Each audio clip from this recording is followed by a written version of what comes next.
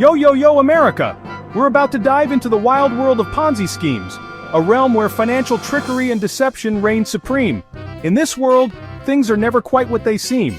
Just like a magician's act, it's all about creating an illusion. Buckle up, because this is a story about greed, deception, and the art of making a whole lot of money disappear. It's a tale that has ensnared countless individuals, leaving them bewildered and broke. Now you might be thinking, Trevor, what's a Ponzi scheme? How does it work, and why do people fall for it? Well, imagine a magician pulling a rabbit out of a hat. Pretty impressive, right? But what if I told you there was no rabbit, just a bunch of mirrors and some sleight of hand? That's kind of what a Ponzi scheme is. A financial illusion where early investors get paid with money from new investors, not actual profits. It's all smoke and mirrors, designed to fool even the most astute observers. The scheme relies on a constant influx of new money to keep the illusion alive. As long as new investors keep pouring in, the scheme can continue. But the moment the flow of new money stops, the whole thing collapses. It's a house of cards, my friends, and eventually, it all comes crashing down. The victims are left picking up the pieces, wondering how they could have been so easily deceived. But before we get into the nitty-gritty, let's rewind the clock and meet the OG scammer himself, Charles Ponzi. His name has become synonymous with this type of fraud, but how did he pull it off? And why did so many people fall for his scheme? Let's find out. Picture this: Boston, 1920. The Roaring Twenties were in full swing, and everyone wanted a piece of the American dream. Enter Charles Ponzi, a charming Italian immigrant with a get-rich-quick scheme that seemed too good to be true. Ponzi's idea was simple, like most scams are. He promised investors a 50% return on their investment in just 45 days. He said he was buying cheap postal reply coupons in Europe and selling them for a profit in the US. People went nuts. They lined up for blocks to throw their money at Ponzi. He became a millionaire practically overnight. But there was one tiny problem. Ponzi's scheme was a total sham. He wasn't buying any postal coupons. He was just using new investors' money to pay off old investors. Okay, so Ponzi's scam was like a game of musical chairs. As long as the music was playing, new investors were coming in, everyone was happy. But when the music stopped, boom! Someone was left without a chair. That's the thing about Ponzi schemes. They rely on a constant influx of new money. They don't make any real profits. Sooner or later, the scheme collapses under its own weight, leaving countless victims in its wake.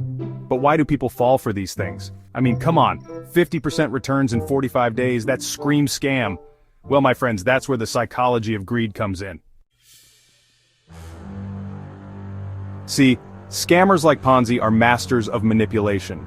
They prey on people's desires, the desire for wealth, the fear of missing out, the belief that they're smarter than everyone else. They create an aura of exclusivity, making you feel like you're in on a secret. They use jargon and complex explanations to confuse you, making it seem like their scheme is legitimate, and they often target specific communities, building trust through shared identities or beliefs. But here's the truth. If it sounds too good to be true, it probably is. There's no such thing as easy money, folks. Section 5. Echoes in history, notable Ponzi schemes and their masterminds. The term Ponzi scheme originates from Charles Ponzi, an Italian swindler who became infamous in the early 1900s. His scheme promised investors a 50% return within 45 days, or 100% return within 90 days, by buying discounted postal reply coupons in other countries and redeeming them at face value in the United States. It was a classic case of too good to be true. Ponzi's scheme may have been the original, but trust me, he wasn't the last. The allure of quick, easy money has tempted many to follow in his footsteps, leading to financial ruin for countless victims. Over the years, we've seen countless variations of the Ponzi scheme, each with its own unique twist. Remember Bernie Madoff? He was a former chairman of NASDAQ and a well-respected figure on Wall Street. His scheme was so elaborate that it went undetected for decades. The Wall Street bigwig who ran the largest Ponzi scheme in history, defrauding investors of an estimated $65 billion, Madoff's operation was a house of cards, built on lies and deceit, and when it finally collapsed, it sent shockwaves through the financial world. Yeah, he was a real piece of work. His betrayal left thousands of investors devastated, many of whom lost their life savings. Or how about Alan Stanford? This Texan financier created an empire based on lies, using his Stanford International Bank to lure investors with promises of high returns. the Texan financier who used his Stanford International Bank to run a massive Ponzi scheme promising investors impossibly high returns on certificates of deposit. His scheme was one of the largest in U.S. history, defrauding investors of over $7 billion. Yeah, he's chilling in prison right now. Stanford's downfall was a dramatic one, and his victims are still grappling with the aftermath. These are just a few examples of the many Ponzi schemes that have fleeced investors over the years. From small-time operators to high-profile financiers, the common thread is the exploitation of trust and greed. And unfortunately, in the digital age, these scams have become even more sophisticated and harder to detect. With the rise of cryptocurrencies and online investment platforms, fraudsters have found new ways to deceive and defraud unsuspecting investors. It's a constant battle between regulators and scammers, with the latter always finding new loopholes to exploit. So, always be vigilant and skeptical of investment opportunities that seem too good to be true. Section 6. Modern-day Ponzi schemes, digital deception, and new hunting grounds. With the rise of the internet and cryptocurrency, scammers have a whole new playground to peddle their schemes. They're using social media, online forums, and even dating apps to target potential victims. They're also using complex financial instruments like derivatives and hedge funds to disguise their tracks. And they're moving their operations to countries with lax regulations, making it even harder for authorities to catch them. But don't worry, my friends, the good guys aren't just sitting around twiddling their thumbs. They're developing new tools and strategies to combat these digital-age Ponzi schemes. Section 7. The walls close in how authorities unravel the deception. Authorities are increasingly using data analytics and artificial intelligence to identify suspicious activity and track down scammers. They're also working closely with international partners to share information and coordinate investigations, and they're getting better at educating the public about the dangers of Ponzi schemes and other investment scams. Remember, knowledge is power, people. But what happens when the scammers are caught? Well, let's just say the legal system doesn't take too kindly to people who steal billions of dollars from innocent investors. Section 8. The price of greed, legal consequences, and the long arm of the law. Running a Ponzi scheme is a serious crime, my friends. We're talking about charges of securities fraud, wire fraud, mail fraud, money laundering, and even racketeering. And the penalties are no joke. We're talking about lengthy prison sentences, hefty fines, and the seizure of assets. Just ask Bernie Madoff. He's currently serving a 150-year prison sentence. But even with these tough laws, it's still important for investors to be vigilant and protect themselves from becoming victims of these scams. Section 9. Protecting yourself. Wise investments in a world of smoke and mirrors.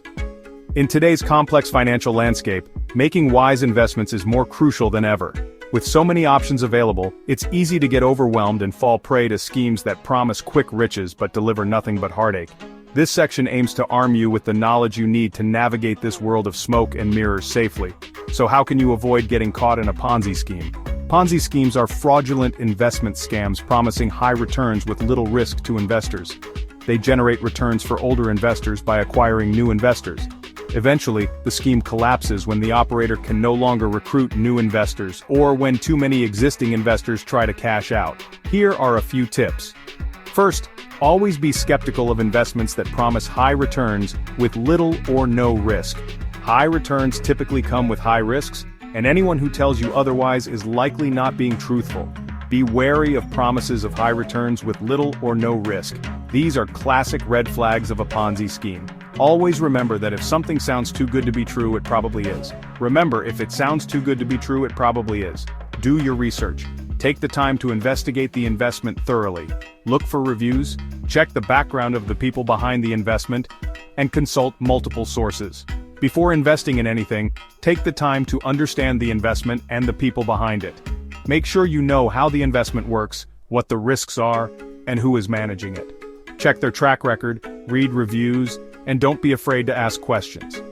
A legitimate investment opportunity will withstand scrutiny and provide you with the information you need to make an informed decision. Be skeptical of unsolicited investment offers. If someone contacts you out of the blue with an investment opportunity, be very cautious. Scammers often use unsolicited offers to lure in unsuspecting victims. If someone you don't know approaches you with an investment opportunity, be very cautious. Diversify your investments. Diversification is a key strategy to manage risk. By spreading your investments across different asset classes, you reduce the impact of a poor-performing investment on your overall portfolio. Don't put all your eggs in one basket. This age-old advice is particularly relevant in the world of investing. Diversifying your investments can help protect you from significant losses. Spread your investments across different asset classes to reduce your risk. Seek professional advice. A financial advisor can help you create a diversified investment portfolio that aligns with your financial goals and risk tolerance. If you're unsure about an investment, talk to a financial advisor. They can provide you with valuable insights and help you avoid potential pitfalls. A qualified advisor can help you make informed decisions and avoid scams. They can also help you develop a long-term investment strategy that meets your financial objectives. Remember, my friends, investing is like driving a car. You need to be alert, aware of your surroundings, and always buckle up. Just as you wouldn't drive without understanding the rules of the road, you shouldn't invest without understanding the basics of investing. You need to be alert, aware of your surroundings, and always buckle up. Stay informed, stay cautious, and always be prepared for the unexpected. Stay safe out there, and keep your money where it belongs, in your pocket. By following these tips and staying vigilant, you can protect yourself from scams and make wise investment decisions that will help you achieve your financial goals.